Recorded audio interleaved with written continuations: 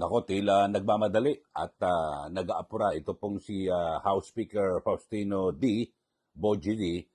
III at agad nang inaabsuelto ito hong kasong impeachment na isinampa laban po kay Pangulong Ferdinand Bongbong Marcos Jr.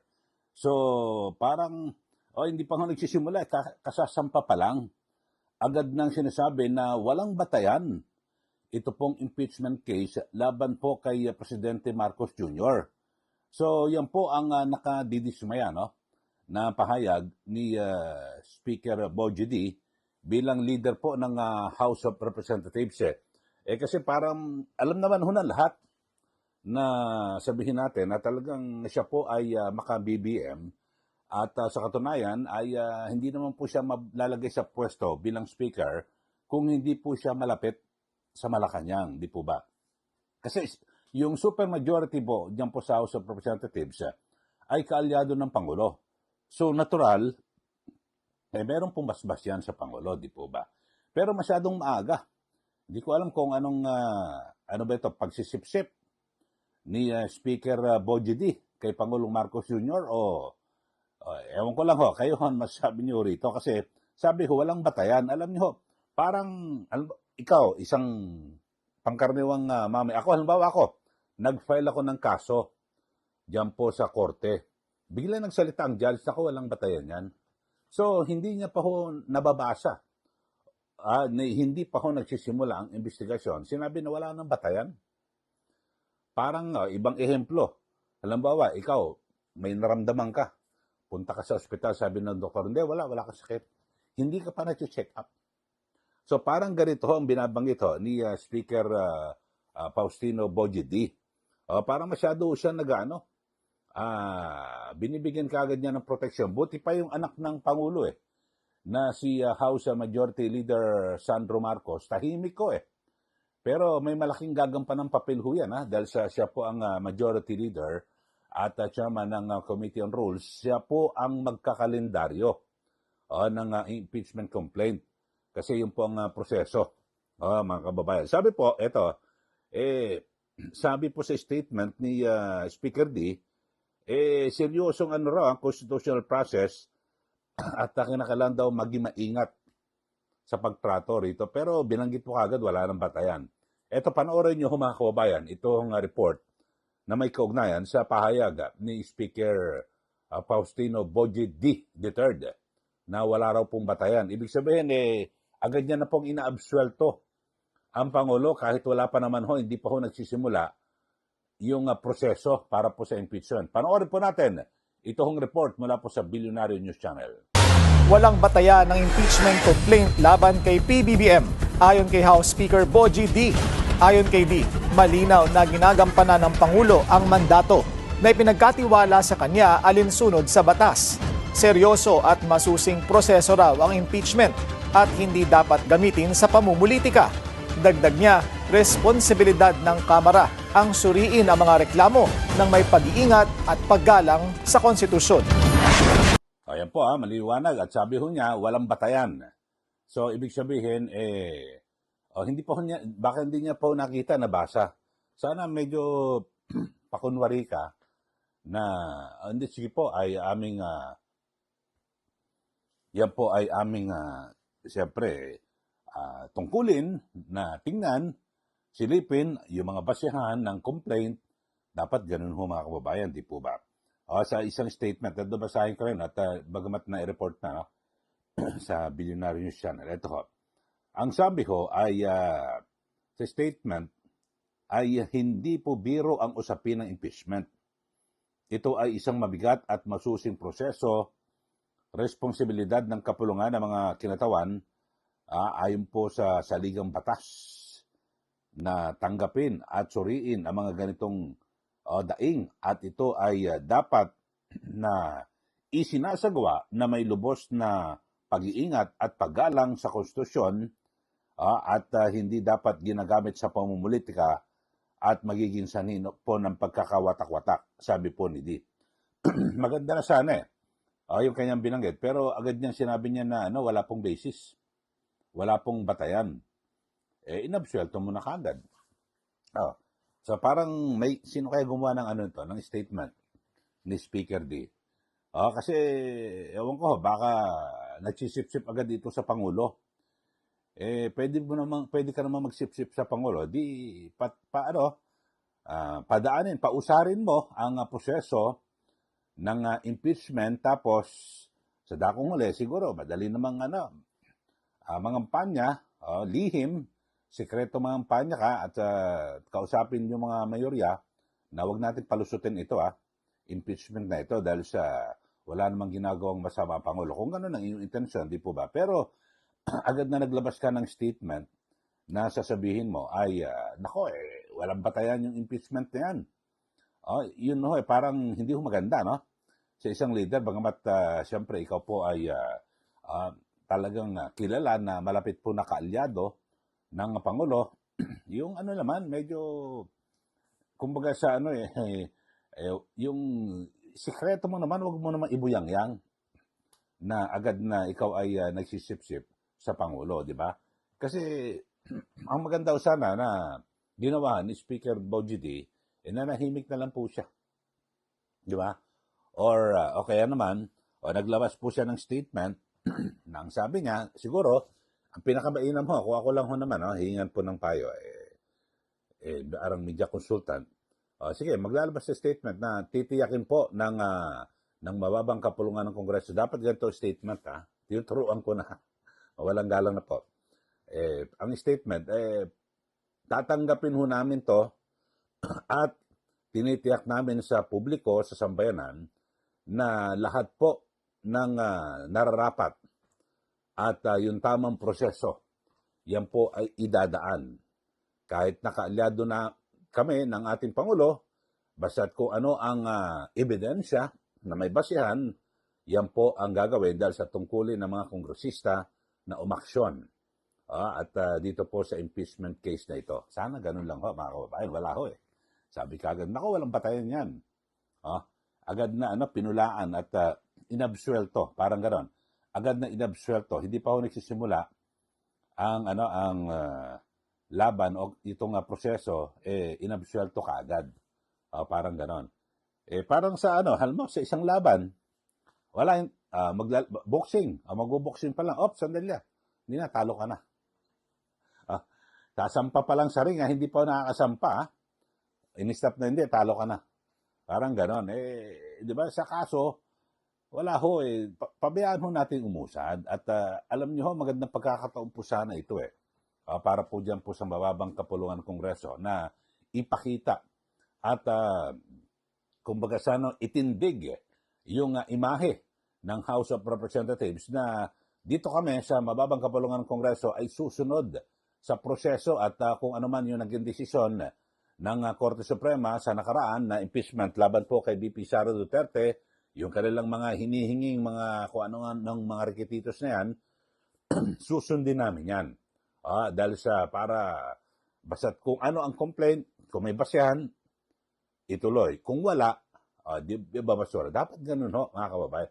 Pagkakataon nun sana ni Speaker Faustino D na muling itaas at ayusin po, pagandahin ang imahe ng House of Representatives na talaga namang sabihin natin nasira dahil po sa nakarang impeachment na idineklara po ng Supreme Court na void o labag sa konstitusyon yung ginawang proseso sa impeachment case laban po kay VP Sara Duterte.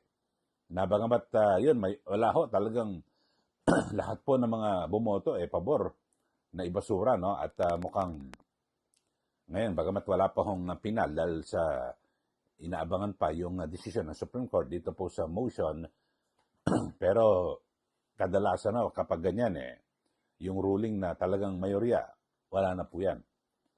Mahihirapan na. So, dito ho mga kababayan, pero balikan ho natin, ito pong issue ng impeachment laban po sa Pangulo. Ito ho. Para po sa kaalaman ng ating mga kababayan, may binabagit ho kagad, ito pong si Congressman Edgar Irice ng Caloocan, na ito hong nag-file ng kaso na impeachment laban po kay Pangulong Marcos Jr. ay ito raw po ay naging abogado ni First Lady Lisa Araneta Marcos.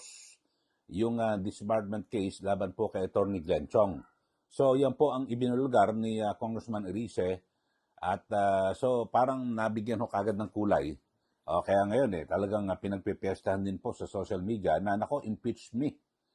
Kasi ho mga kababayan ay sa impeachment talagang 'di ba kapag na-impeach na, na-initiate na, wala na, may 1 year ban na ho. Talagang bawal na ho, sa loob ng 1 taon lang dapat na ma-impeach ang isang impeachable officer. Yun ho. So, ang sabi po ni Congressman Erice, yan ang yan ang dati ko naging abogado ng First Lady. So, nakukulayan po, mga kababayan. At sabi nga po ni Congressman Erice na ito pong si Atty. Andre De Jesus, yung naghahain impeachment laban sa Pangulo, nagsilbing abogado nga raw po ng unang ginang. So, bagamat pinabubulaanan po ni Atty. De Jesus na siya po may kaugnayan sa Pangulo at sa unang ginang. So, bukod ho rito, mga kababayan, ay yung nag-endorso ay ito mga naman, ito talagang totoo ito, no? Na kung saan ang Independent Commission for Infrastructure o ICI ay kasama po sa pinakasuhan ito hong si Pusong Pinoy Party List Representative Journey Jet Nisay. Ito'y may kaugnayan sa JBN Construction and Trading na nagkamal din po ng napakaraming proyekto sa gobyerno. Kaya ito po itinuturing na kontraktor. Ito pong nag-endorso ng impeachment na si Nisay. So, yun ho, titignan natin kung ano ang mangyayari dito po sa pag-usad ng impeachment case nito. Bagamat, yun ho, ang masaklap lang ho, may binabanggit na kagad, ito pong si Speaker Bogie D, na wala raw pong batayan. Sana antayin nyo muna, Speaker, at manahimik ka muna. Ang pinakamainam ay suriing mong mabuti, di ba? Na talagang yung proseso ay masusunod. Yun lang naman po ang pinakamainam na gawin po ni Speaker Bogie D na tiyakin at wag pong lalagpas sa rules sa panuntunan ng ng mababang kapulungan Kongreso at sa ating saligang batas. Ito hong impeachment.